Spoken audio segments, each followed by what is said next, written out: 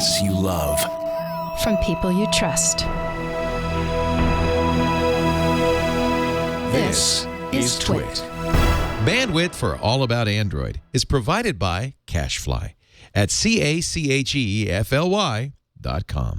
This episode of All About Android is brought to you by Manpacks, manly goods on a schedule. Get started today and have underwear, socks, toiletries, shaving supplies, and more delivered to your door. Visit manpacks.com/twit and get $10 off your first order of $30 or more, or buy a $50 gift card for $40.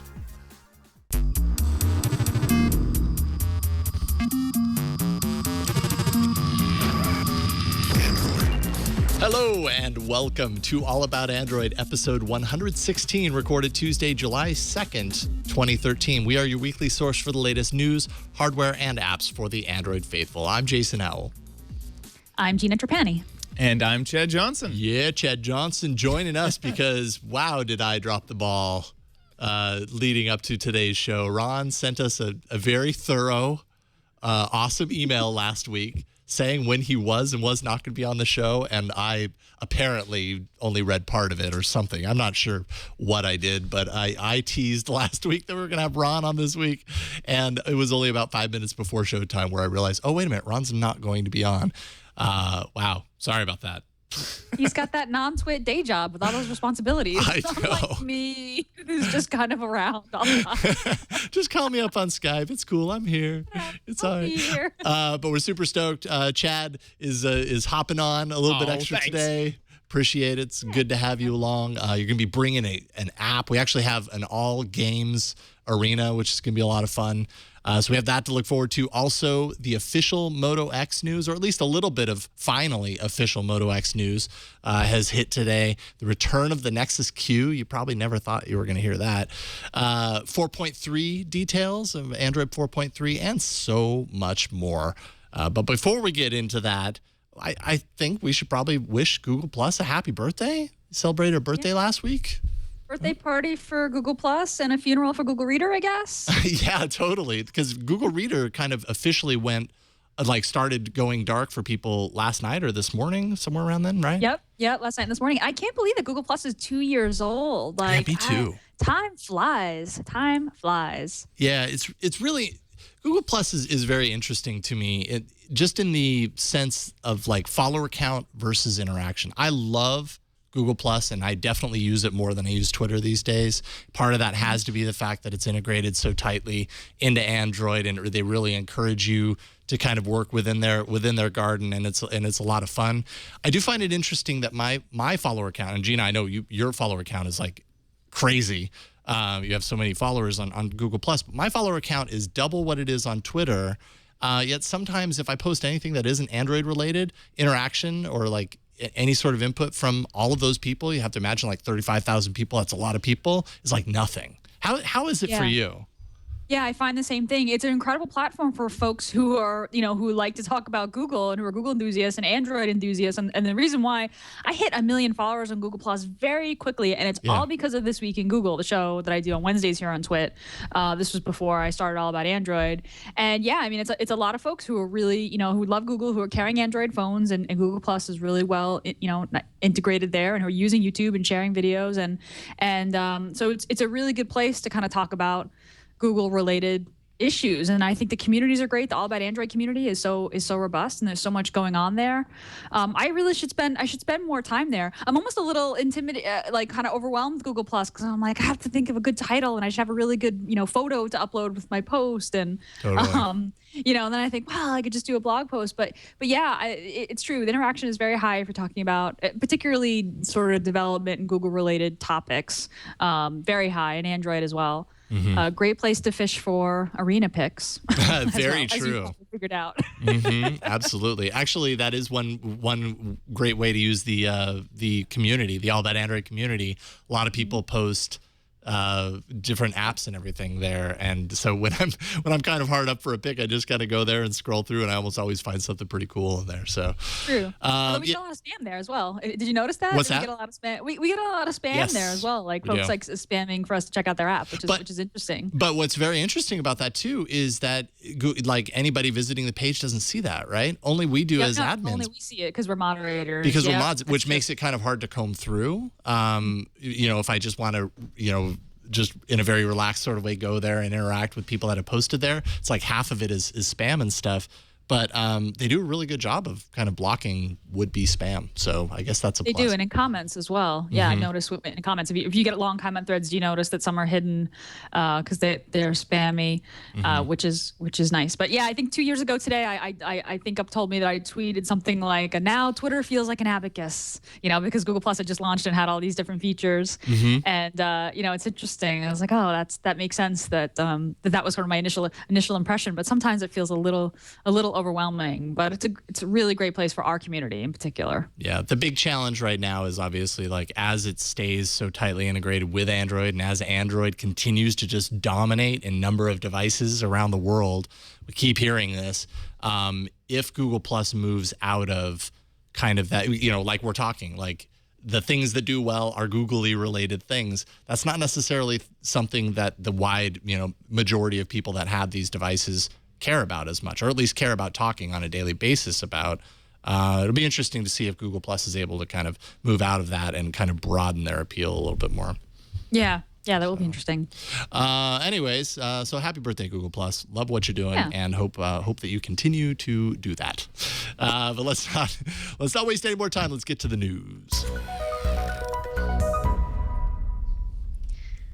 So tomorrow, when you pick up your copy of the Wall Street Journal, the New York Times, or the Washington Post, or USA Today, you are going to see a full-page ad for the Moto X. But don't get too excited. There's no phone. There's no picture of a phone in this ad. It's a picture of a young lady and a young man jumping off of a pier. They're so free. They're so free. It's Motorola's brand new logo. It's showing on the screen right now. It's a lowercase Motorola in this kind of googly font, and it's got the googly Technicolor ring around the old M, which is quite a difference, I think, from their old logo. But although kept a little bit of their old logo, and the tagline is, or the sell for the Moto X is that this is the first smartphone designed and engineered and assembled in the USA. So they're taking the sort of patriotic route, right? Because Thursday is July 4th here in Independence Day here in the United States. So they're taking the patriotic angle, saying that this is the first phone assembled here in the United States, and also calling it the first smartphone that you can design yourself, because you should have the freedom to design the things in your life to be as unique as you are. So freedom kind of dovetails into the patriotism, and interesting design. So the tagline is designed by you, assembled in the U.S. So we don't really know what designed by you means. And I've been sort of thinking about a few theories. I'd like to hear what you think this means. I mean, this is interesting. That Motorola's VP Motorola's VP global brand told Ad Age that smartphones are very, very personal. They're closer to you. They're like shoes or a watch. You take carry it everywhere you go. People see them and they judge you on it. You should be able to be. It's the thing that's least customizable. So meaning that you should be able to customize it, which is interesting. Nice play, kind of particularly against the iPhone, right? Which is less customizable than Android, kind of capitalizing on the Android's customizability. So I don't really know what designed by you means. Yeah, there's a couple of interesting possibilities, though. What do you think, Jason? Absolutely. I mean, the first thing I think of, aside from the fact that Motorola is now a Google company, obviously, is that glass kind of allows you to do this, right? They give you the choice of colors. So designed by you could be as simple as which color do you want, right? And the entire body of the device, you're able to buy this device and it has many different colors. Obviously, people would probably be a little bit disappointed if this was the tease and that ended up being the end game. Or maybe they wouldn't. Maybe that's enough for people. I don't know. Think if you extend it a little bit further and think designed by you and think, oh, well, that means I can choose between 4.3-inch screen and a 6-inch screen and blah, blah, blah. Then it gets really interesting. But I don't buy that. That seems just overly complicated from an on-demand perspective. But who knows? Maybe they, have, this is the Moto X phone. It comes in these kind of, different kind of housings or whatever, different sizes, and you can pick between the 3 or 4 sizes. I don't know, like customization, it's so open. You get nothing here other than customization, and that could mean a million things. What do you think, Gina? I think customization on the hardware side is kind of hard to do, like you said, for all the reasons that you said. And what are folks going to do? Like pick size and pick color. I went the software angle. I was like, oh, okay. Yeah. So they're going to offer a selection of skins or perhaps launchers. That would make me really happy.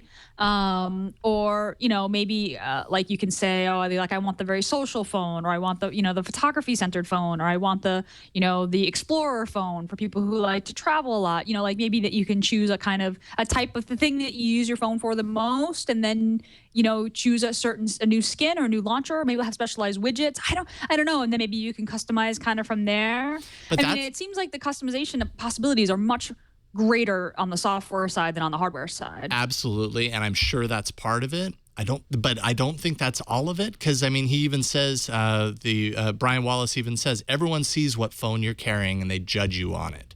Yeah. People don't see your phone and see your launcher and judge you on your launcher. Well, okay, maybe. Maybe, the Android faithful does, because they know to look for it. But if it's a style thing and it's, you're judged on this the way you're judged on your shoes and everything, then it becomes a little bit more kind of cosmetic. Yeah, it's a good point. Yeah, you're right. It's a good point. I don't know. Maybe I think you're right, though. I think that's part of it. Yeah. Interesting. So, but how much could they possibly customize? Let's face it. Most of these phones are just black slabs of glass, right? Maybe you can choose a pattern on the back or a logo. What if they bring 3D printing into the game so that you can 3D print some sort of raised design on the back of your phone?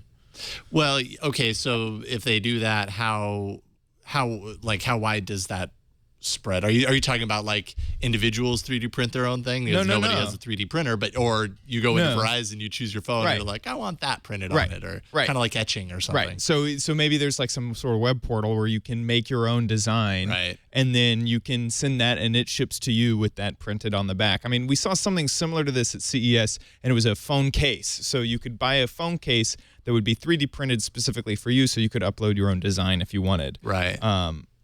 Maybe. Yeah, there's a big it's a little difference gimmicky. manufacturing-wise between a case and a phone, though. You know what I mean? Like, that's... But that's kind of what I was getting at, is like, it'd just be a skin. It wouldn't actually be metal. It would be the 3D. I assume a 3D printed sort of material. Right, and even on like different phones already, you can remove parts of it and replace it with an entirely new case that's the same but in a different color or whatever. So how is this different than that? Not that much. Maybe it's just the back, that's what I'm just design the back, print the back, right? And so when you put the back on, you got a different pattern. But so if you're a biker, you get skulls, and if you're a person who likes Hello Kitty, you get Hello Kitty. Or if you're a biker that likes Hello Kitty, you get Hello Kitty with skulls. Welcome back to the 90s, where you could put a thing on your phone. You remember those things you get at the mall? Or the little dangly things. Yeah. That if Nook was still around, you'd just attach it to there. Yeah, I know what you're talking about. Obviously, we're totally speculating here. We have little to nothing to go on, but it's at least something that they're starting to give you hints. And I think it's safe to say, because I know Leo said it on a few shows previously, but Guy Kawasaki, who is now with Motorola, has invited Leo out there in a week or two, I think. I think it's next week, the 10th, right after Twig, which is killing me. To take a look at some interesting stuff. I'm just saying, it's got to be this. So we'll probably hear something very soon about this. It sounds like we're right on the cusp of the bigger announcement. You know what I mean? Yeah, if they're running this ad tomorrow, it sounds like we've got to see this phone in the next week or so, and I would bet that Leo's gonna see it at that event. Oh man, I want to be there. I want to see it. Other Moto X news: the Moto X will not be a Droid on Verizon. Previous Motorola flagship phones, like the Droid Razr HD and the Droid Razr Max, they've all been Verizon exclusives in the United States, but that will not be the case with Moto X. But the Droid relationship will carry on. It looks like Motorola will be building a new line of Droid Ultra phones, which will be branded and sold separately from the Moto X. So Moto X is not a Droid, completely different lines. Right. It's probably still be on, or at least we hope it'll still be on Verizon, but just not a Droid. But right, okay. not exclusively on Verizon. It sounds like the carrier support is going to go. Good. Is going to be beyond Verizon, which is great. Yeah. I just ordered my HTC One, so this is killing me. If the Moto X comes out, I know, right? It's going to just kill me. You're like gambling, playing chicken. You're like, but I want the Moto X that you can design with your own special kind of bling. I want that. Yeah. I want sparkly rainbows in the back of my Moto X. Well, maybe you can find a case for the one. I'm sure they have those. So sparkly rainbows can come to your device too. So there's a lot of speculation in today's show. I'm just giving you a warning up front, but it's a lot of fun to talk about. People familiar with the matter, I'm sure you've heard of those people before, told the Wall Street Journal that Google is currently developing a few interesting things. A video game console, similar to the Ouya that we talked about many times on the show before, and reportedly in response to expectations that Apple is going to come out with their own game console tied to the Apple TV sometime soon. I would doubt that would be the only reason that they would do this. I mean, they're about all around Android dominance right now. In all sectors, pretty much. So I'm sure that's part of it too, but that's what the source said. A wristwatch that connects to your smartphone via Bluetooth. Not that groundbreaking, not too hard to kind of conceive that they might be thinking about something like that, especially considering their wearable experience with glass. The next, Nexus Q. I did not expect to read that. I don't know if that means that I don't know what that means. Does that mean that they're sticking with, only playing music and movies through Play? Because that the source does say that that's one of the goals of this device, but that it's going to be much less expensive. It would have to be. I would really hope that it would contain wider support for other things, though, if that's the case. Yeah. They should put the Nexus Q to bed. They should not. Not even flirt with it. The Nexus Q. They should just pony up and make it a Google TV. Although I don't know, one could argue the Google TV has been such a failure that they should put that brand to bed as well and just call it something completely different. Right, Android TV. All right. Android TV. Right. Exactly. Oh, that doesn't sound right. Yeah. Play TV. I don't know. Although, I don't know. Maybe no one beyond our community has really heard of the Nexus Q. I mean, we have because we follow these things, but it was never actually a consumer product. No, so. Totally. Yeah. And honestly, the form factor was interesting if they stuck with that, because that was definitely one of the kind of hits from that release, from that non-release. If they stuck with the form factor, kind of brought the price down somehow, and broaden its capability, maybe they're onto something. I mean, that's kind of what we were saying they needed to do when the Nexus Q failed. Oh, just come back and do all these things. That's kind of what it sounds like they might be doing. And as well, the next Android release, known internally as K release, will hit this fall, tailored to integration with a wider array of devices, such as wearables, laptops, appliances, also better performance and compatibility with lower spec devices. So a little bit of interesting information there coming from the Wall Street Journal. It tends to lend a little bit more credibility than you might normally give just a random rumor out there. But it's a lot of juicy nuggets here. Yeah. There are. Although the people familiar with the matter weren't familiar enough to confirm whether or not the K release is actually going to be called Key Lime Pie. I know, calling it K release. Yeah. And I kind of feel like maybe the game console should be the new Nexus Q. I mean, Google just needs to make a device that you connect to your TV that you're going to buy stuff from them, right? Like they want you to buy a device that you're going to buy stuff from the Play Store, whether that's movies and TV or games. And it would be just nice if they could just make a set-top box that's compelling enough. And I think the thing that's going to make it compelling enough is that it's compatible with things like, I don't know, maybe even Amazon Media or ABC.com or streaming, Hulu and all those other sort of video sources. Or I don't know, maybe the game console has to be specialized enough and have a great controller and appeal to the gamer set. So maybe it does have to be separate items. But yeah, the interesting thing about this K release, that it's going to be tailored for integration with other devices. I'm imagining, like right now with Google Glass, which tethers to your phone via Bluetooth, which is purportedly what this new wristwatch is going to do. You have to run that My Glass app in order for your phone to detect that the device is there and for you to configure it. And it seems like the K release or Key Lime Pie will maybe have that layer built into Android, right? So it won't be a separate app. So it can say, oh, hey, where are the wearables, that should link to this phone? Oh, there's your watch. Oh, there's your glass.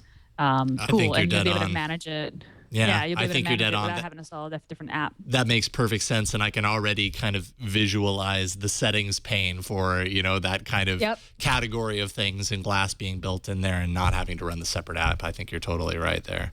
That's cool. And it's just kind of interesting. I mean, it totally plays to the fact that, if this is to be believed, that Google really envisions Android to not just be a smartphone and tablet operating system. It's the operating system for whatever you really want it to be. They're opening it up more and more and removing some of the restrictions they've had in the past, as far as like, requiring Play Store access for official things. Well, you can't, why would you need to require that on something like a refrigerator? This kind of shows that they're thinking about those other directions, and curious to see where Android ends up. But if you're Ouya, you're scared seeing this news? Yeah, are you? Yeah. See, when Google came out with Drive, I was thinking, oh man, Dropbox must be scared. Dropbox has done all right.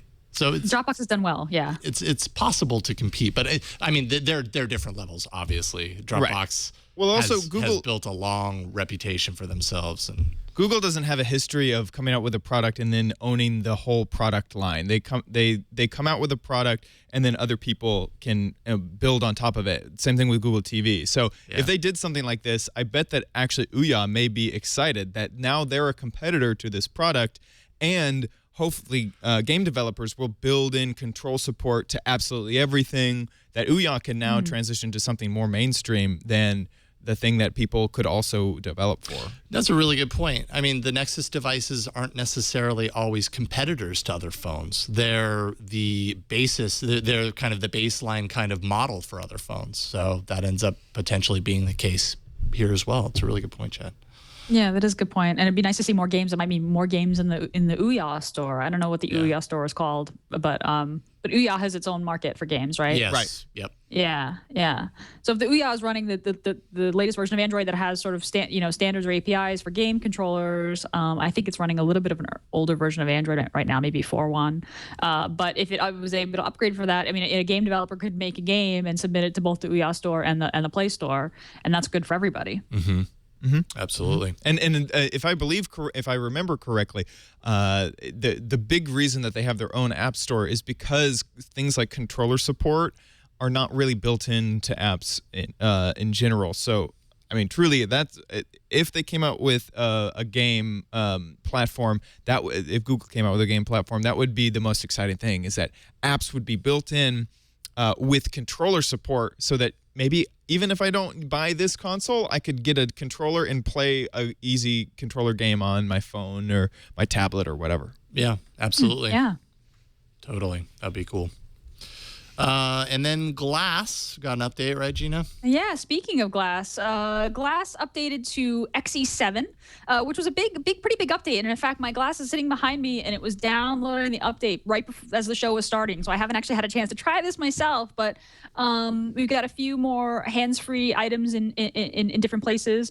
For if you receive an email, you can say, "Okay, Glass, reply." Someone's calling you, you can say, "Okay, Glass, answer call," instead of having to tap the touchpad. So you get more voice commands. Right. All Gmail My Contacts are now accessible, not just the 9 you pre-selected. Before you had to just select a few contacts to get access to on Glass. Yeah, so much better. This is the big one for me that I'm really interested in taking a look at in practice. Full browser for search results. So, yeah.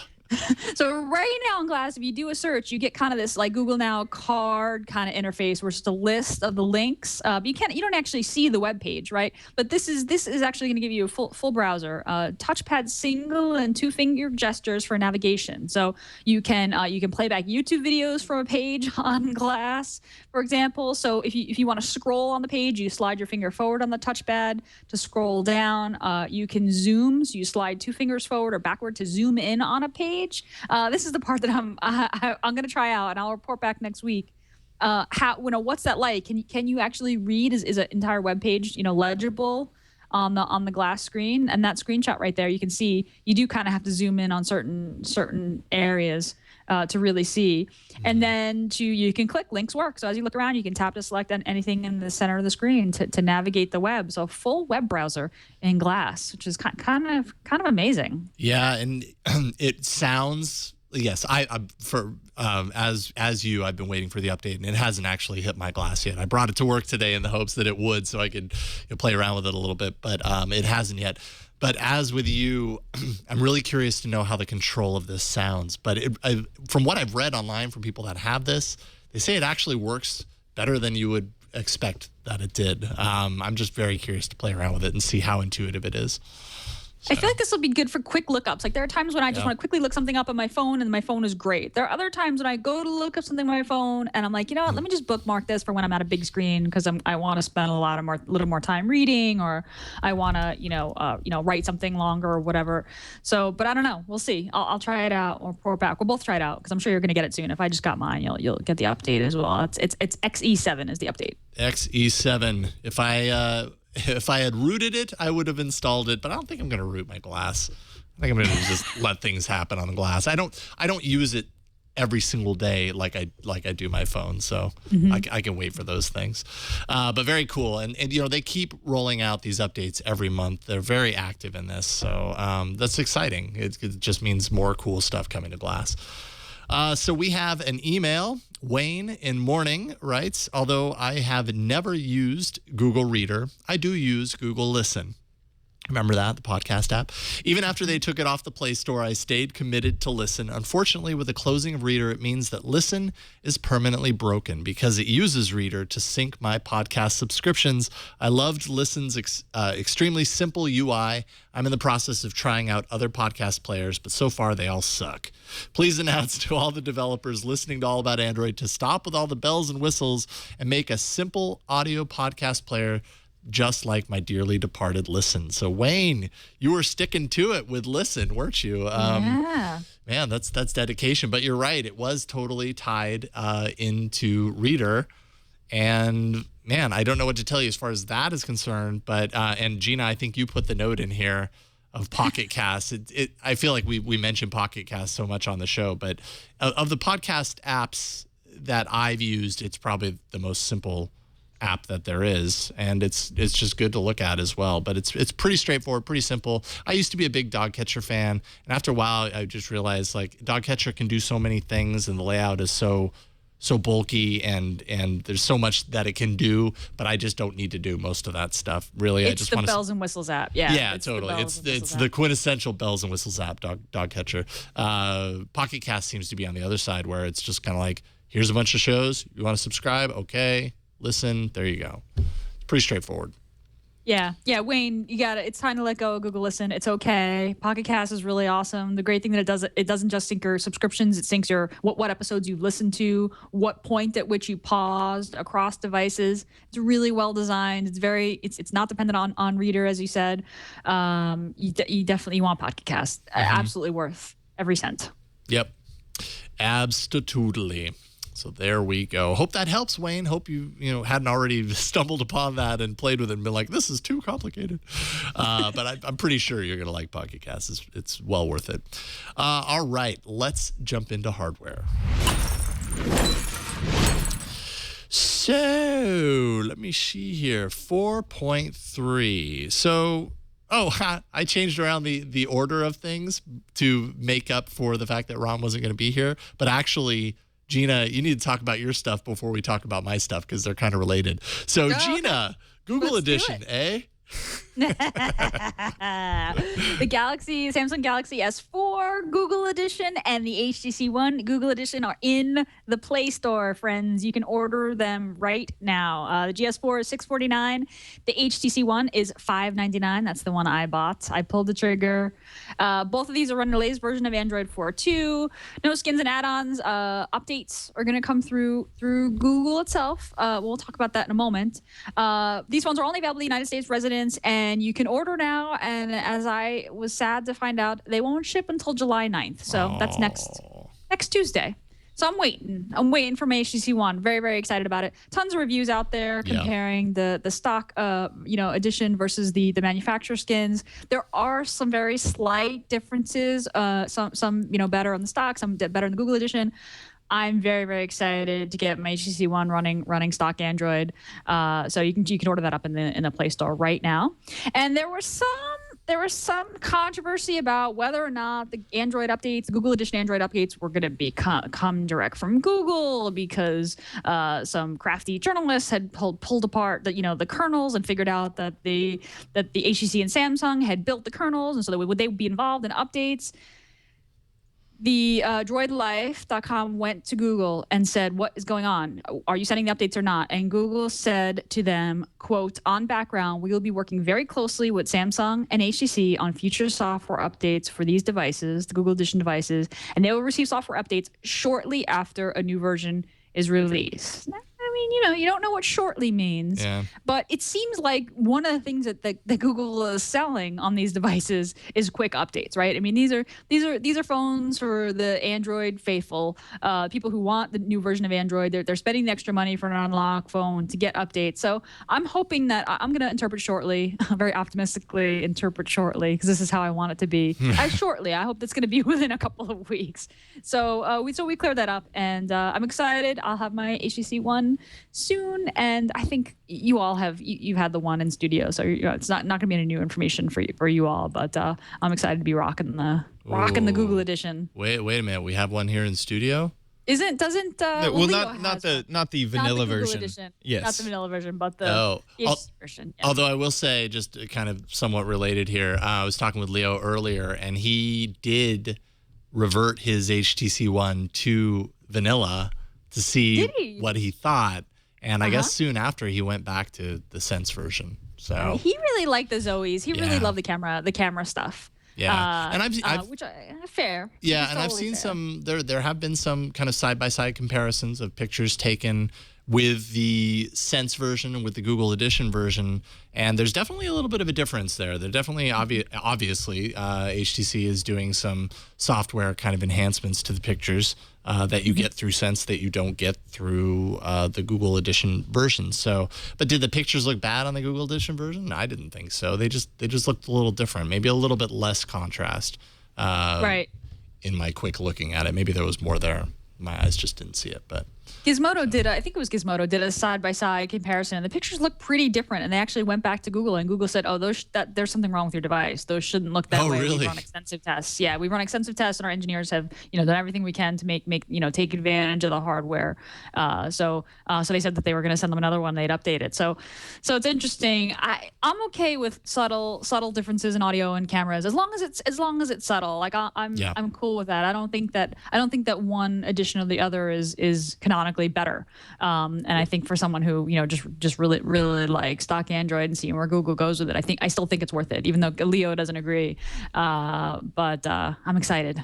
Excellent. And optimistic. Yeah, yes. I can't wait to hear what you think of it once you finally get it, and I'm sure you're just chomping at the bit because your Galaxy Nexus is toast right now.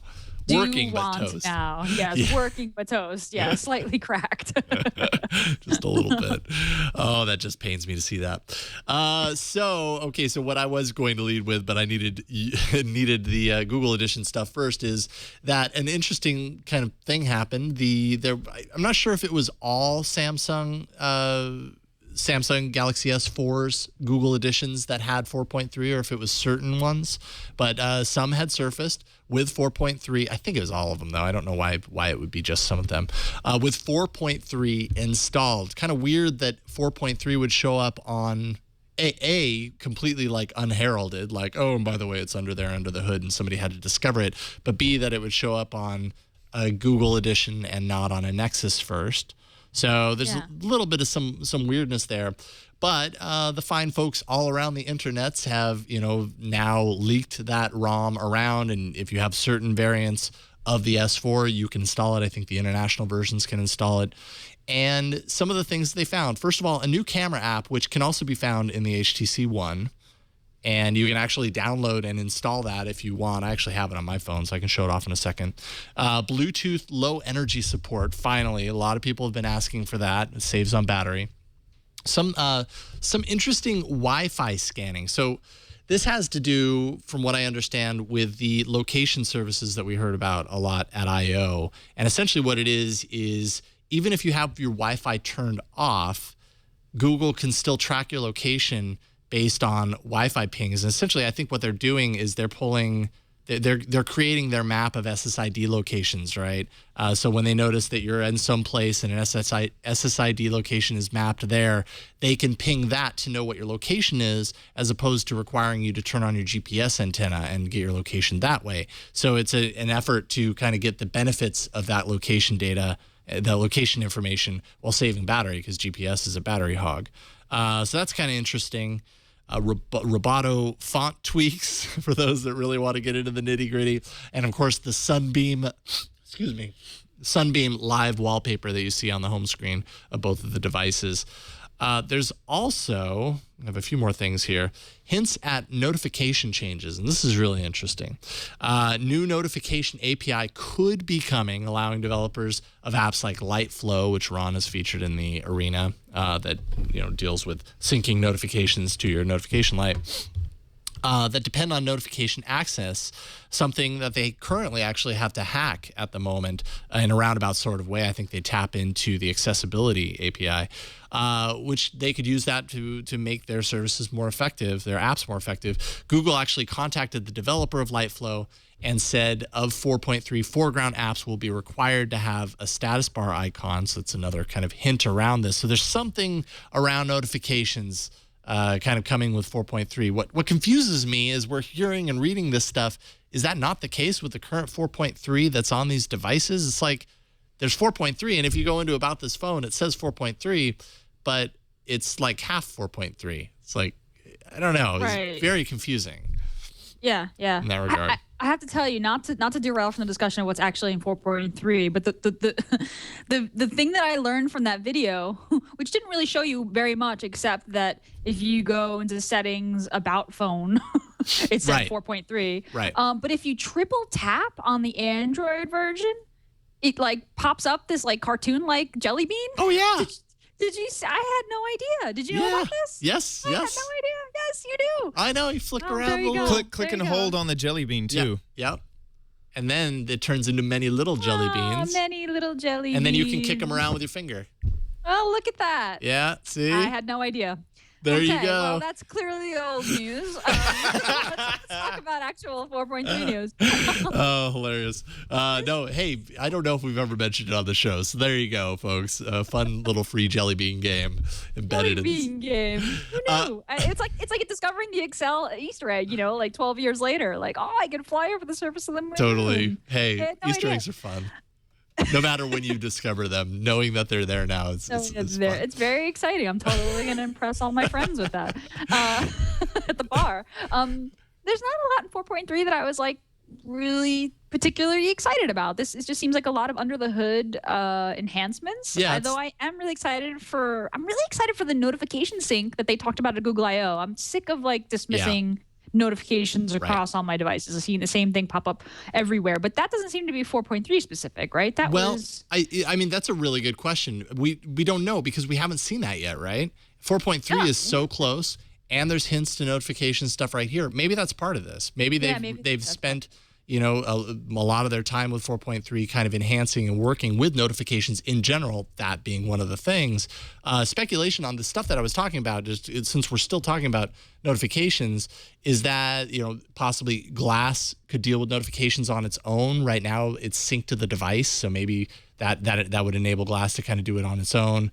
Pebble, which hacks the accessibility API, could do notification interaction kind of independent of that hack. Or maybe developers could create, I think this is a really interesting theory, a notification panel replacement app, which when you think about breaking, the whole fragmentation discussion, that we were talking about maybe the last couple of weeks, and the fact that Google is breaking out all their apps independently, if notification suddenly becomes another replaceable thing, then that's another layer on your HTC One with Sense that you could strip back if you wanted to and replace with stock notifications. If that ended up being the case, you couldn't do that right now. Maybe this kind of hints at that. So you couldn't. I mean, there are lots of apps that work inside the notification pane, but not replacing the entire pane. So right. That is really interesting. Yeah. Mm-hmm. So that would be cool. And then also totally kind of on the bottom end of the things that have been discovered, app and widget sorting. There's code snippets that hint at dynamic sorting of your apps and widgets based on the frequency of your use. So that could be kind of handy, I guess. I mean, launchers kind of, replacement launchers kind of do this already.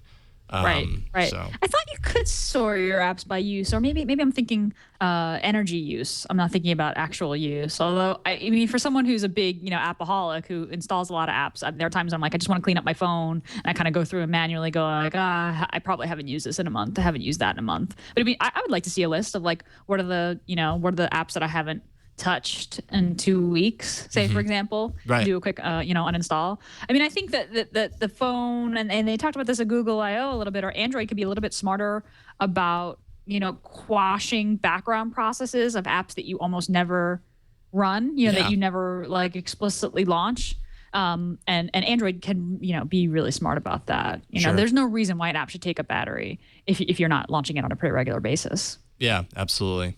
So there you go, 4.3. And actually, YYZ in the chat room also made another kind of pointed out another thing: notification control from wearable tech. So that was another thing that we were kind of hearing around the notification thing is, Google's really kind of doubling down on the wearable thing with Glass and many other things. And this could be so. For example, on my phone, I have Google Music, and in the notification panel, I have an album that I'm listening to, controlling that from my Glass. That'd be pretty sweet. Yeah. So I don't know. A lot of speculation. Like I said, there's a lot of that in this show today. Maybe not always, but I want key lime pie yesterday. I better get it fast on my HTC One. That's all I'm saying. It's not key lime pie. It's K. Oh, the K release. K release. They're gonna totally bypass the desserts and go right for boring. No, that is the name of it. It's called K release. Okay, and real quick, we don't have to spend a lot of time on this, but I thought it was worth mentioning. HTC One S was released in April 2012. That's 15 months ago. HTC has confirmed that the phone will stay at 4.1 with Sense 4 Plus, though they promised to update to 4.2 back in February. I don't know. This kind of bummed me out. I went right to Google Plus and complained about it, and then past guest Phil Nickinson of Android Central kind of called me out on it. He's like, not too long ago we were extolling the awesomeness of the fact that the services and the breakout apps kind of eliminates the true need to update your OS on a regular basis when these things can kind of step in and kind of do that for you. So I get that, and I get that argument, that side of it. The other side of it, though, is the security aspect, right? Juniper Studio actually did a study last week where they determined that 77% of mobile malware threats could be avoided if users were upgraded to the current version of the OS. And, to have a great device, I mean, the One S, I actually reviewed it for Before You Buy. I loved it. It was a great phone. To have a great device like that gets no support so early in its life cycle, on top of that, HTC supposedly agreeing to be part of the Open Handset Alliance at, Google I/O not this year, but last year. I don't know. It just kind of bummed me out a little bit. It was like, really, HTC, you need people to trust you, and this doesn't make that happen. People have distrust when they realize that a relatively reasonably recent phone is pretty much getting abandoned at this point. And there are a lot of reasons why you shouldn't do that. Security being probably at the top of that list. Yeah, I'm with you. Okay, that's kind of a bummer. It's a planned obsolescence. It kind of just feels like it's too soon. It's too soon. And yeah, what was the Android? The Open Handset Alliance was every 18 months, right? That update should come up, and this came out 15 months ago. That ain't right. I thought the OHS said 2 years, but was it 18 months? I thought it was 18 months, or did they revise it to 2 years? I don't know. You could be right on that. In which case, it's maybe a little bit less of an issue because that's just a few months shy of that. But it's a few months shy. 15 months. That's too short a time. I don't know. Yeah, especially when you consider the last update, right? That's kind of the time that you're going by, right? If the last update was to 4.1, and that was, I can't remember when 4.1 came. Was that November or all of my months blur together? But let's just say, for example, it was November. I mean, then that would be less than a year later, and less than a year and they've stopped support with that last release, if that makes any sense. I don't know. And Phil also pointed out there are financial reasons for this. Maybe the HTC One S didn't have enough users, and HTC's hurting and in a bad situation right now financially, and maybe it just doesn't make sense for them to incur the cost of this. That may be the case, and I suppose I understand that to an extent, but it's still just kind of a bummer to promise one thing and pull the rug out from under your users, the users that have actually bought into you. They're not going to trust you next time. Some of them. Some of them won't care. It actually creates a market for more expensive phones with a promise, that you're going to get the updates, like the Google Edition phones. I mean, totally. once this happens to somebody, they're like, I'm not going to let this happen again. Someone who cares about this kind of thing. Right. Or notices, yeah. And it's also a slippery slope to say, well, updates don't matter as much because we have the breakout apps and everything, because then you get to a point to where suddenly device manufacturers don't feel like they ever have to update, right? Because it doesn't matter. You just update the apps and stuff on your own. It's cool. You said it was all right. It's true. So there you go. Anyways, I thought it was worth pointing out. We've got an email. Yay! We got an email from Sam in New Jersey. Sam writes, I recently was working on speeding up my elderly Nexus S, and I wasn't ready to commit to the pain of a factory reset and a reinstall, as mentioned on AAA episode 115. When Jason was like, it's like making my coffee and getting dressed for work and wiping my phone and just, reinstalling my phone. We do that, right? We all do that. Sam writes, then I remember to try Android safe mode. You can access it by pushing the power button and then long pressing on the restart option. Rebooting into safe mode will disable all the background services from apps you've installed and will only let you access the apps with shortcuts on your desktop, on your home screen, I guess. The apps in the launcher are limited to the built-in apps. The difference in speed blew me away, Sam says. It truly felt like a new phone. It's not a long-term solution, but if you want to see how much of a difference a factory reset can make, it's worth a reboot to try it out. That's Android safe mode. Thanks for the show. That's from Sam. Gotta tell you, I forgot all about So safe did mode. I completely forgot Completely forgot. I was like, safe mode, isn't that like a Windows thing? Oh yeah, Android has that too. Totally. So yeah, this absolutely doesn't sound like a long-term solution. No, Like we're not it's not. recommending that you live in safe mode, but yeah, I guess like Sam said, this is a kind of a cool way to see, what would your phone be like if basically nothing else was running. Just make sure that you put shortcuts to the stuff that you do want to try on the phone in safe mode on your home screen, because you won't be able to get to them otherwise. I guess the apps in the launcher don't show up. I mean, I can't even remember when I made. By the way, this butterfly thing keeps fluttering around next to me. It's distracting. It's crazy. So if you hear this little click, click, click, click, click, it's this butterfly right here. It's not real, but spoiler. So yeah, I completely forgot about safe mode, and I was like, wait a minute, does that exist? And I vaguely remembered it, so I'll show it off here real quick, just cause. So it's reboot, hold on it, boom, reboot into safe mode. You reboot right in, and I mean, yeah, everything just flies once you get there because most of your apps aren't loaded and all that. Right. So But you can't do much. No, you really can't. You really can't. But it's interesting, and it's good to know that it's there. There might be reasons where you might want to go into safe mode and oh yeah, I guess my phone does work. But yeah, interesting to note. I guess it was just another one of those things. It's like, oh yeah, forgot Android does that. Yeah, long press on restart. Who knew? There you go. All right. We did, and we forgot. Yeah, we do. And whoops, it left. All right, let's jump into apps.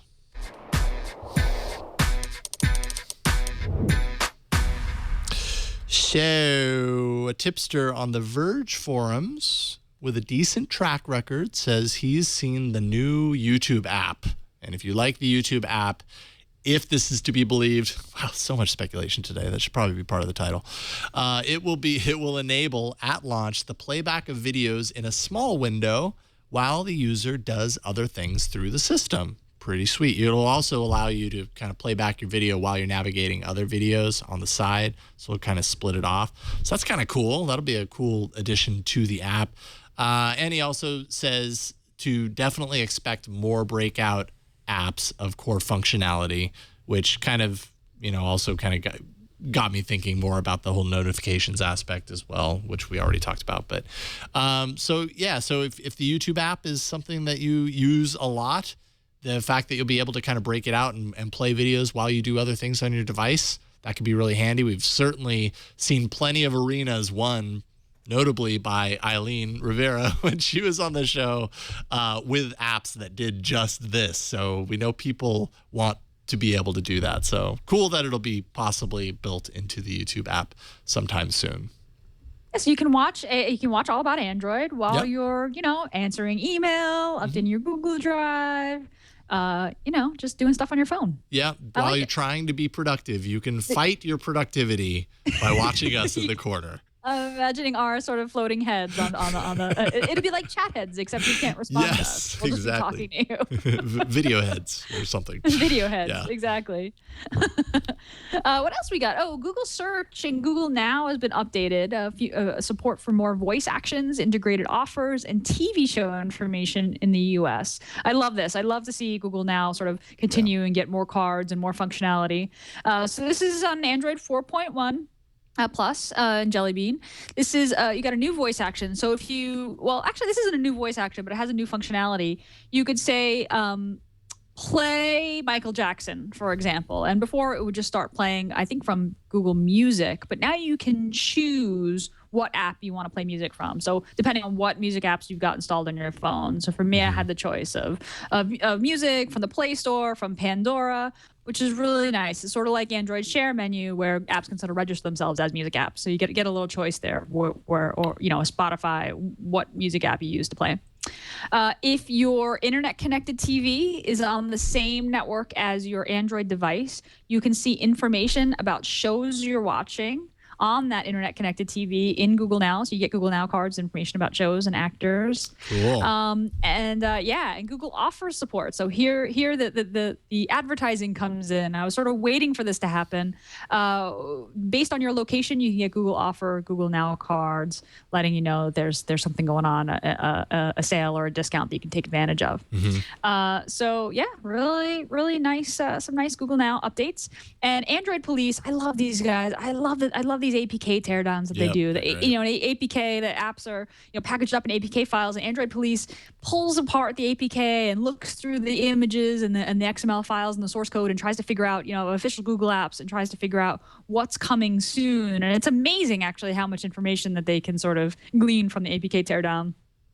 They're saying Google Search 2.6 indicates that we've got car rental reminders, event and sporting event ticket barcodes, and wallet loyalty card possibly coming soon. This is based solely on string variables and images stored in the APK that they pulled apart. So all this makes complete sense, right? Car rental reminders, tickets, and wallet loyalty cards makes a lot of sense. And taking pictures as a search, still out. Did you ever do that, by the way? Did you ever do that with Chad? You're not the Google Glass feature where you would take a photo of something. Google Goggles. Google Goggles. Thank you. Google Goggles. Right. Yes, that's right. Right. And I would do that all the time for especially with something like maybe without any context. Like I got like a really, really cool coaster with a logo on it, and I wanted to know what the brand was, where it had come from, whatever. And it was really neat to use that. Yeah. Mm-hmm.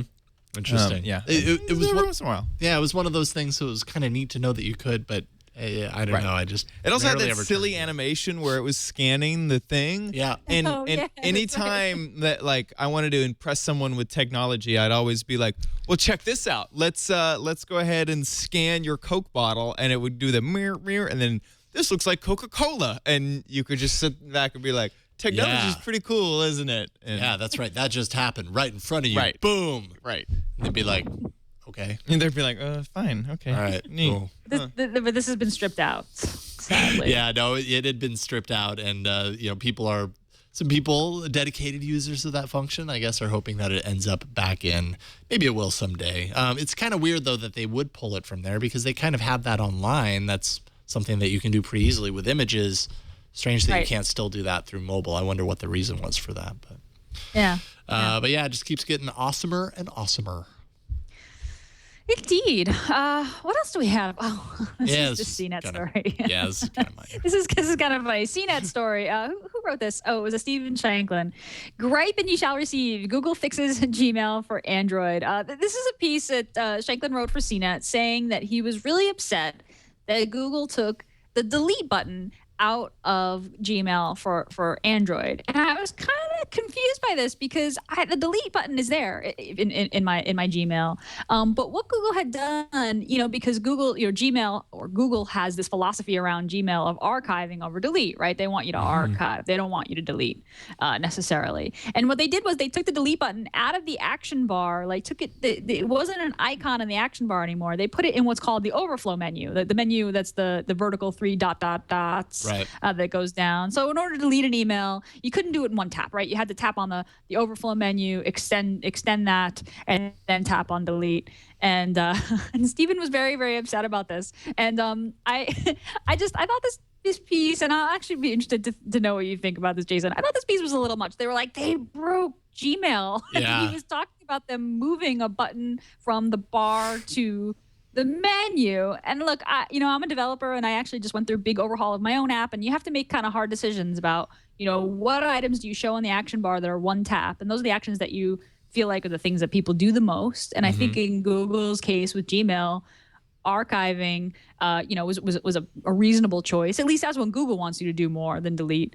And then, then you put the rest in the menu. So I guess they changed this back up. So delete is back in the menu. They fixed Gmail again. They both coexist right there and can be easily pressed. Yeah, I mean, I archive. I guess I'm just of the archive ilk. I archive almost everything and always have, at least since I switched to Gmail. It's just been part of, because why not? Like, I have unlimited storage. Well, practically when you're talking email terms. So that's been my habit. But I can understand. And there was, to be fair, Stephen definitely wasn't the only person that was really upset that delete was gone. There was a lot of people. I guess there was a poll that they did on CNET, just as one example. And, like 80% of the feedback was, bring me my delete button back. It is pretty funny to see what people get really worked up over when it comes to this kind of stuff. It's true. It's true. These are hard decisions to make about. I mean, you kind of want to encourage certain activity, and Google certainly wants you to encourage that you archive. And I could see how some, privacy folks concerned about privacy might be sort of annoyed by that. Like, hey, absolutely. You don't want to necessarily keep this email on your servers forever and ever. I want to be able to delete it, and I want to be able to do it quickly. But that's not Gmail's philosophy. And I feel like I've been deep sort of meditation about this. You really kind of have to express your philosophy around the app and the buttons that you show, and you have to make hard decisions because there's only so much space. Anyway, so the delete button's back in Gmail. It never really left. It was in the menu, but there's a difference. People get really upset about the difference between 2 taps and 1 tap. Don't call it a comeback. It's been here for years, and then it was gone, and then it came back. So wait a minute, call it a comeback. It's been there in the overflow menu the whole time. There you go. You used your voice and you got it back. Yay, win. All right, so before we jump into the arena, let's take a second and thank our sponsor for today's episode, Manpacks. So here's the problem, guys. As a guy, there's always the basic stuff that you always forget to buy. I know I do it. I'm guilty until it's too late, and you don't want that to happen. Finding good products actually takes a lot of time. Underwear, socks, quality face scrub, shaving cream. You need these things every day, but spending time shopping for them is a big pain. Can be anyways. We're busy people, right? After work, there's sports. There's going out with the guys. There's games, friends, family, football. Who wants to surf the web for socks? Seriously. You don't ever have to shop for manly basics again because there is Manpacks to save the day. You can join thousands of men who have already signed up. It's a start it, stop it, change it anytime subscription service for your basic essentials. It's really easy to manage your account. They remind you before shipments, so there's no surprises at all. You update your next pack and you say, these are the things that I want to receive. And it just, it arrives every 3 months. You either get, what you've determined for that period of time, or if you've selected in the past and just said every 3 months, send me these things. I always need, new socks and a new V-neck white T-shirt. It will send it to you for you every 3 months and arrive as if it were a gift. It's like giving yourself a gift. Every product is tried and guy approved by Manpacks. No duds, no junk, just pure win. Free shipping, free returns, easy account management. And yeah, it's pretty cool. I received a Manpack. I think I'm still waiting for my next one, but I received one a few months ago, and gotta say I'm rocking the wear. That's all I'm gonna say. I'm not gonna go into any more details than that. But it was really cool. It was cool to come home and get the box and to not have to worry about those things because I'm really bad at shopping for them otherwise. So I thought it was great. So there are 2 exclusive offers for Twit listeners. You visit manpacks.com/twit, and you can receive $10 off of your first order. Or of $30 or more. So you pay for $30 and you receive $10 off of that or more. Or buy a $50 gift card for $40. So either way, you're saving yourself $10. Go to manpacks.com/twit and get started today. For you or the man in your life, we thank Manpacks for their support of All About Android and the Twit network. Manpacks.com/twit. Thank you. I feel like more of a man. Now, let's jump into the arena. So many enter, but only one lives. Android Arena. Let's see here. Last week, I did not think I was going to win this one. How to make paper ran airplane. away with it. Yeah, no kidding. Ran away with it. I honestly thought I was kind of. It's a pretty great app. It's a pretty great app. Like the whole concept is pretty great. It awesome. Makes it really easy. I mean, it makes it really easy to just follow the steps, and it kind of has this animation. Well, whatever. I talked about it last week. 57% gives how to make paper airplanes first place. I want to clarify something real quick because definitely there was some confusion for people that were downloading that app. If you downloaded the link that I had up initially, and I think the link that was part of the QR code on the episode, it took you to a version of the app that was different than the version that I downloaded. When I downloaded earlier in the week, it was fine. The one that I posted took you to the app and it launched it and it said this is a deprecated version. You have to download this new version. So you may have got that kind of roadblock, and if so, I apologize. I'm not sure exactly how that happened because that didn't happen for me, but it happened for a lot of you. So I changed the link on the page, so it's possible it didn't affect you. But anyways, How to Make Paper Airplanes has a couple of versions. Make sure you're getting the right one. Buzz Launcher came in second at 22%. Cloudy came in third at 20%. There you go. So that means that Gina, you are first up this week. I have your... That was the big L. Yes. Should I be first? Okay, all right. I'll go first. Yeah, cool. You go first. I have your game loaded up here. I'll try and keep up. Awesome. So it's holiday week here in the United States, Independence Day, and movie is opening tomorrow night, which I think it's tomorrow night or maybe Thursday night. Very excited about Despicable Me, and that is my app pick this week. Really, really, really cute game called Despicable Me Minion Rush. And as Jason's showing on screen there, it's just a portrait as it loads portrait, but then you can switch into landscape. Runs really well on both. Oh, sorry. Is it just portrait or can you do landscape? It's just portrait. Yep. Oh, it is just portrait. Sorry, I was dead wrong about that. Sorry about that. Runs great on tablet and phone. And so in the game, you get to be one of Gru's minions who is competing to be Minion of the Year. So the game, just as you can see Jason's playing right now, you're kind of running through tunnels and you're collecting bananas and you're jumping over obstacles and you're jumping up to collect more bananas and you're swiping from side to side to avoid obstacles and you're ducking to go under obstacles. And it's really fun and it's really simple and it's got a really cool kind of introductory movie that fans of the movie will love. Minions are the cutest. So great game if you're a fan of the movie. You're going to see it this weekend or in the next couple weeks. Awesome for kids who also love the movie, and just kind of gives you a little more background into the characters and plot. And yeah, you just collect bananas. It's free. It's free to download and install. Although you can purchase bananas and tokens via in-app purchase. So probably something to keep in mind if the kids are using it on your device. Just kind of really fun. I mean, kind of a standard kind of racing running game. Nice job, Jason. You are rocking those bananas. You know. So when you run into an obstacle and you have to revive yourself, it sort of costs bananas. in order to do that. So you can revive for 5 bananas, and then you get to go. So like I said, you can buy bananas and tokens for in-app purchase, but otherwise it's free. I was doing well because it was like training mode, and now it's in the real game, and I suck.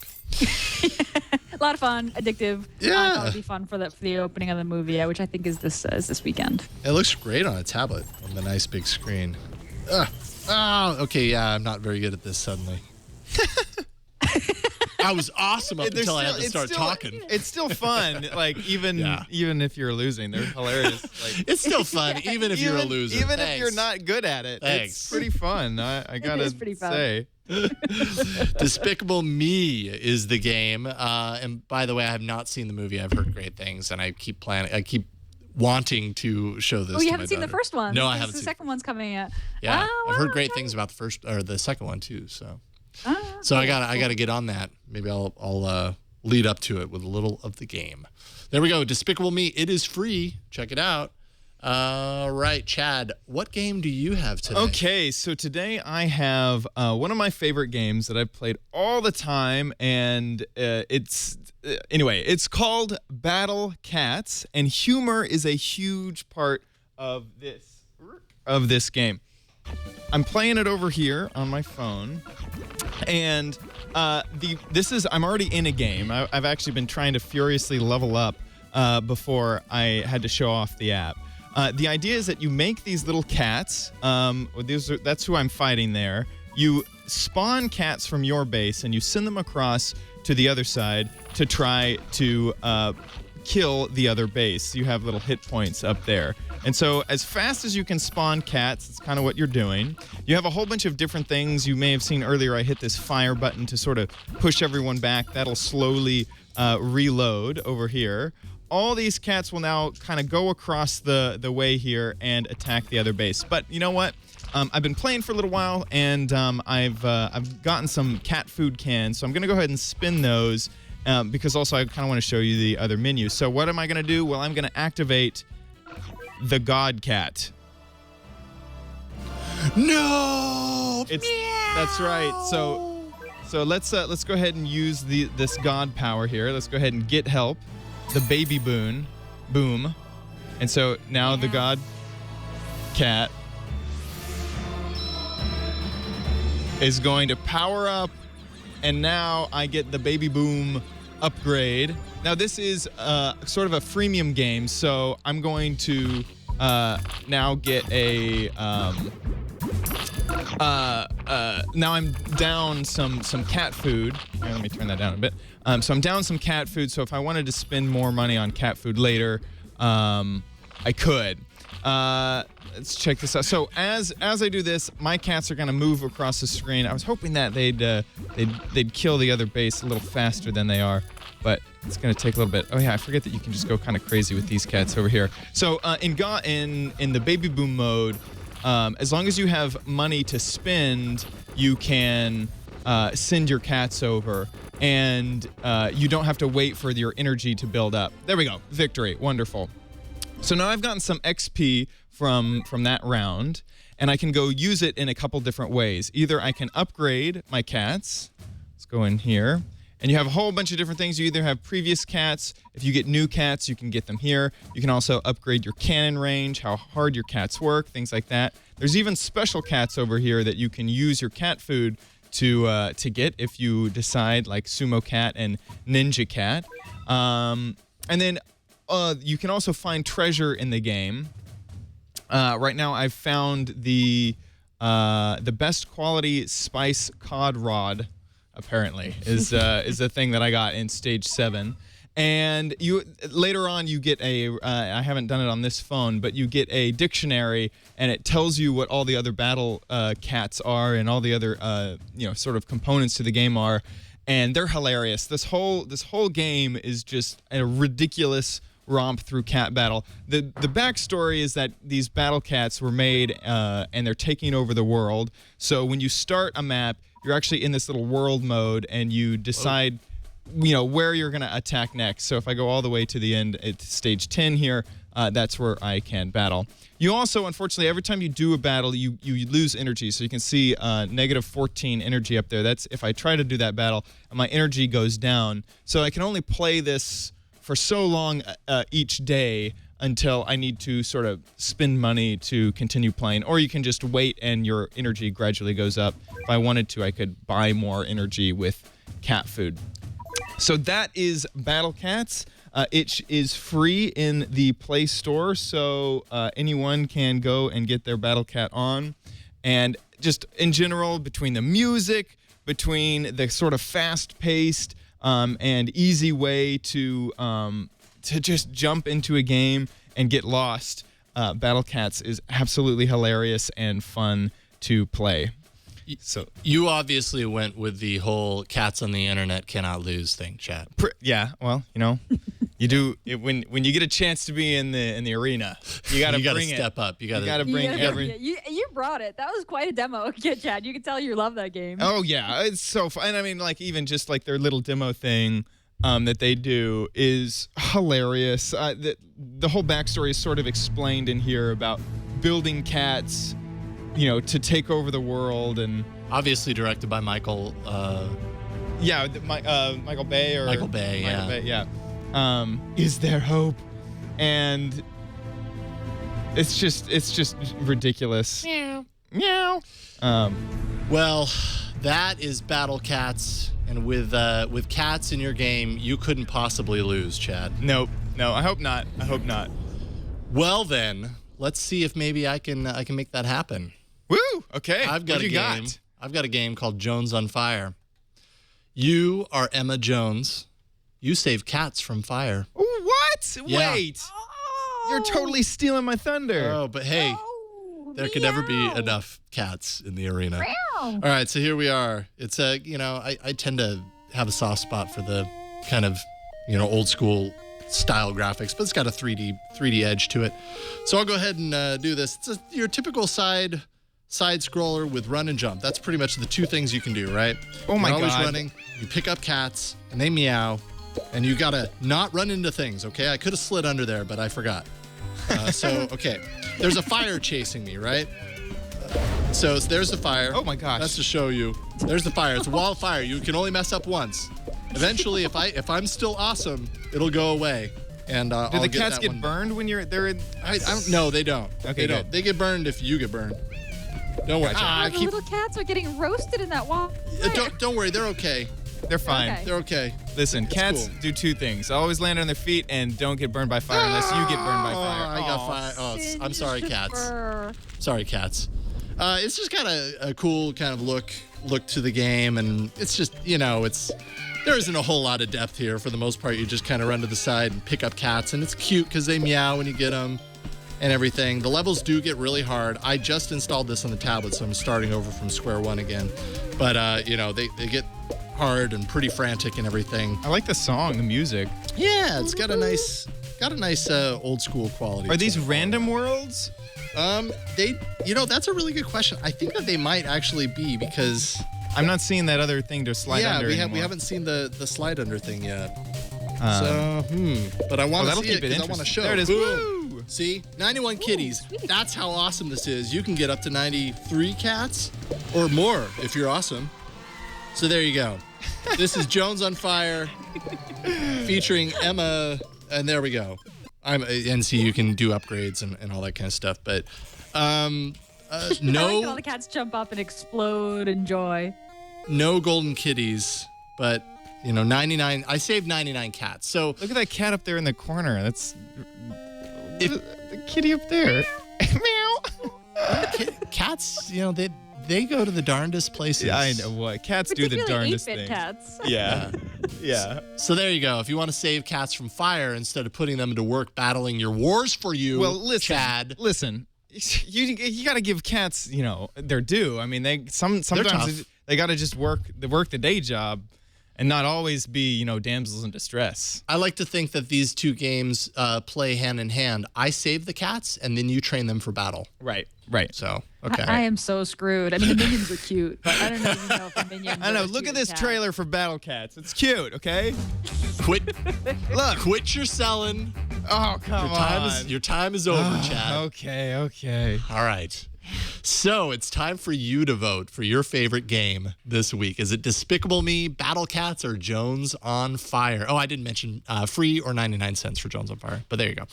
You can vote aaapoll.com/116, AAApoll.com/116, and make your voice be heard. Early reports are in. Battle Cats, Despicable Me, and Jones on Fire are really, they're actually, really close. Battle Cats does seem to be pulling away. I'm about ready to flip over, yeah. You just never know where it's gonna end. So there we go. 3 games. If you happen to be in the U.S. and you have Thursday off and you have no plans, just download all 3 of these and play them all day and night. You're welcome. There you go. Next week, we are happy to welcome back. Yeah, impress your friends and be like, why are you watching those fireworks? Just play this game instead. Aaron Newcomb is joining us once again. He was on, of course, while I was out on paternity leave, which means that I haven't been on a show with him since well before that. So I'm stoked that he's coming back. But he's always just super great on the show. So we're awesome. always stoked to welcome him on the show. But that's it for this week. Ron, what do you have to plug? Oh, that's right. You're not here. Ron will be here next week. He will be here. You better be. Email. You better be. No, I better read his emails. No, he's totally a busy man. He's got a lot going on. A lot of really cool stuff with his job, his comic book job. But Gina, what do you have going on? I imagine also lots of cool stuff. I got a couple of things going on. I feel like I say this every week, but we've had this like really active development sprint on my Android app to do text for Android, to do .txt, and we released version 2.0 just today. It's in the Play Store, so you should check it out. We like completely rethought the action bars and the menus, and it's got this really cool slide out navigation bar. We've got like swipe to complete with this like interactive toast, just like Gmail. It's really, really cool. Like I feel like the app has finally reached this place where I'm like, yeah, this is a modern Android app. Like this is the to-do list I kind of wanted it to be for a while. Of course, it is a holiday week here in the U.S. I don't expect you to be completing tasks, but you should check it out if you want to get productive when you come back on Monday. And of course, I also co-host This Week in Google here on the Twit Network, and that's on Wednesdays at 1 p.m. Pacific. And me and Leo and Jeff Jarvis will be on tomorrow talking about Google. So yeah, just stop by and listen, watch live and hop in the chat room. Excellent. This Week in Google. Awesome stuff. I learned so much watching you guys while I'm editing. I think it's security now, and half the time I have to stop my edit because you guys are talking about something cool. It takes me so long to edit security now because I'm also watching This Week in Google. Chad, what you got going? I can always reference all my Androids. Well, as we were saying last night on our Android. And every time you do, I'm like, yeah. Yeah. Normally, we're just like, hey, Jason, what's that question about glass? Okay, good. Jason says that glass is UL, yeah. You know, if you want to set up a microphone at my desk. Pretty much. We need to. Seriously. No, don't do that.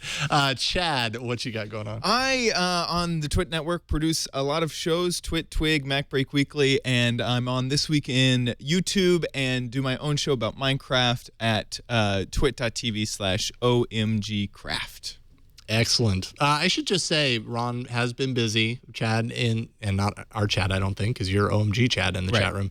Chad in the chat room points out he's that the Verge Comics, or sorry, his company is on the front page of the Verge because of DRM free Walking Dead comics and other comics. Yeah. I think they're doing all their comics DRM free. So cool stuff. A show right now, yeah. Where is it? Where is it? Show me. Yeah, I'm looking. It's show me where that. Oh, scroll up, right side. There you go. There you go. This one? There you go. Walking Dead publisher opens DRM free store for digital comics. That's Ron's company. Did he get quoted? Good fight. Oh man. Yeah. Ooh la la. He's always working on pretty cool stuff. I wish we could get in the news. I wish that we could have him on the show. I wish that we were news. We should get that guy on the show. He seems like he really knows what he's doing. Totally. I'm sure he'll have plenty to say about all that stuff next week. As for me, you can find me at about.me/Jason Howell. I'm on Twitter at Jason Howell, Yellow Gold Music, JasonHowell.net. Wherever else. I'm also on Google+. That's actually where I do most of my stuff these days, it seems like. But that is it for this week. Thank you once again for joining us. Leave us a voicemail, 347-SHOW-AAA, or send us an old-fashioned email at aaa@twit.tv. You can find us on Twitter. The show is on Twitter at Android Show. We're also on Google+, as well as a hoppin' community there. Look for that. You can find show notes. Every single link that we talk about on the show is posted to twit.tv/AAA. Look for today's episode there and you'll see them. You can also find our past episodes there, iTunes, YouTube. We're all over the place. And finally, you can catch us live every Tuesday at 5 p.m. Pacific, live.twit.tv. That's it for this week. We'll see you next week on another episode of All About Android. Butterflies.